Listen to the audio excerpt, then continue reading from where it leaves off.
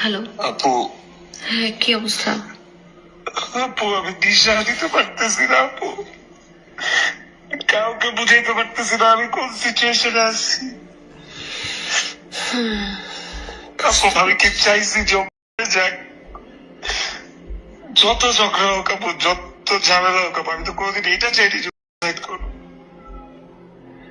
আমি এটা মানুষকে কিভাবে বুঝাবো আপু বলো?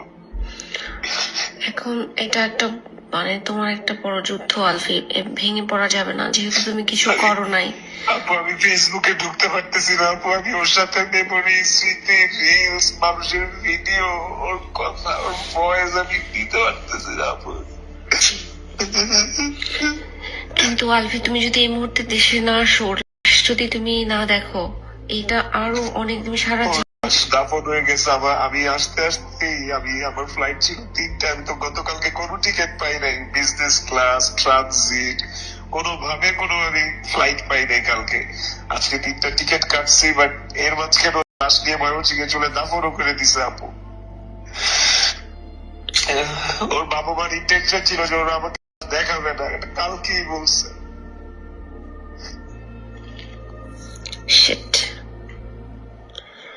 আমি ওর বাবা মা, ওর ফ্যামিলি যেরকম এগ্রেসিভ হয়ে আছে স্বাভাবিক, বাট স্টিল যে এগ্রেসিভ হয়ে আছে, আমি যাওয়া মাত্র দে উইল হার্ম মি। আর আমার যদি এখন কোনো ক্ষতি হয় আপু, রিজিকের কে আছে বলো? তো আমার জন্য ওয়েট করতেছে, আমাদের ফোন দিয়ে বলতেছে বাবা তুমি কখন আসবা।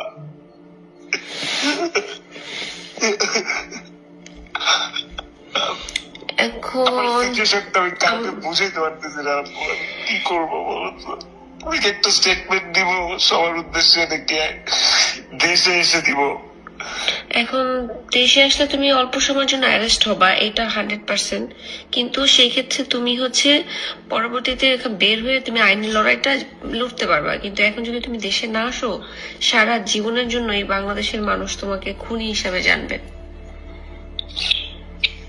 আর তুমি একটা স্টেটমেন্ট দিতে পারো, যে বিবৃতি দাও, একটা লিখিত একটা স্টেটমেন্ট দাও বা ভিডিও দাও, যেটা তুমি স্বাচ্ছন্দ্য বোধ করো।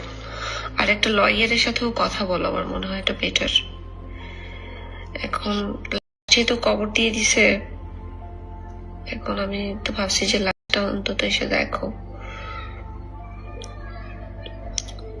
এই সিচুয়েশনটা ফেস করতে হবে। তোমার কোনো আইনজীবী পরিচিত আছে? হ্যাঁ, কথাবার্তা চলতেছে। আচ্ছা, কি বললেন? বলতেছে যে আপনি টুইকেন না, এখন আপনি আগাম জামিনের ব্যবস্থা করেন। ওরা কি মামলা করছে? হ্যাঁ, মামলা করছে 306 ধারায়, হত্যা প্ররোচনা মামলা। আচ্ছা, ওকে। তো তোমাকে অ্যান্টিসিপেটরি বেল নিতে হবে। এটা কি বেল?